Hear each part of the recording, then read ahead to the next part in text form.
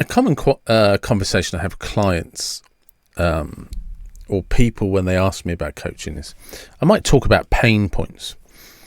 And there's a thing where people say they're stuck and they can't move forwards. And sometimes, and it's a strange analogy, but be open-minded, that people haven't suffered enough to want to move forward. Because sometimes suffering can force you to change. And that's sometimes the question you have to ask yourself. If you're uncomfortable about something, how uncomfortable are you? But how uncomfortable are you prepared to be? Because at some point, you can get comfortable with being uncomfortable. So the thing that used to irritate you, you learn to abide and live alongside it. Because the pain hasn't become significant enough. It's become a pain point you tolerate.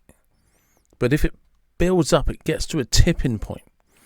And when that pain gets to a tipping point and you can't take it anymore, the balance of power, the shift in perspective changes. And you do something about it. And I can have hours of conversations with clients sometimes. But until it becomes uncomfortable enough, until it becomes too painful, they won't make that change.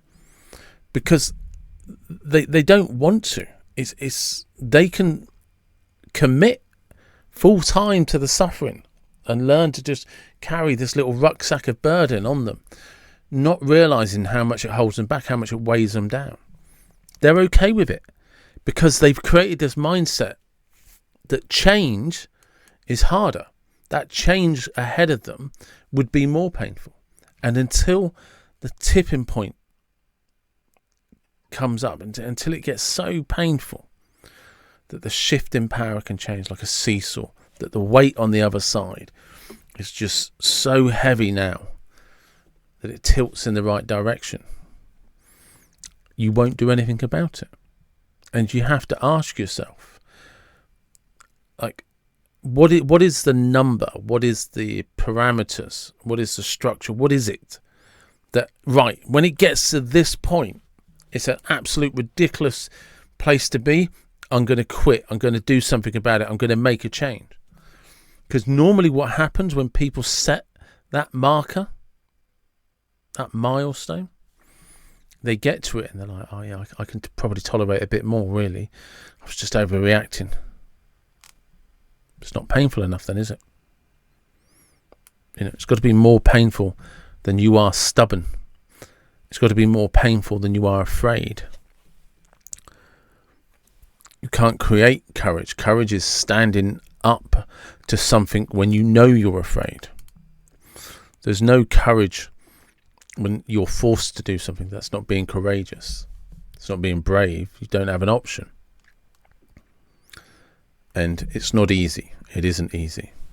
But it's worth analysing. It's worth being aware of. If you're having difficulty in your life with something and you're refusing to make changes that deep down you know you should make,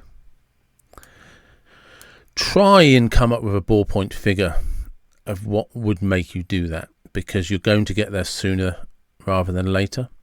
And just because you come up with a number, just because you come up with, right, if this gets to this point, if it crosses that line, I will do something about it. You might, but you might not. You might get there and think, oh, it's not really that bad, because the courage is on the other side of that decision.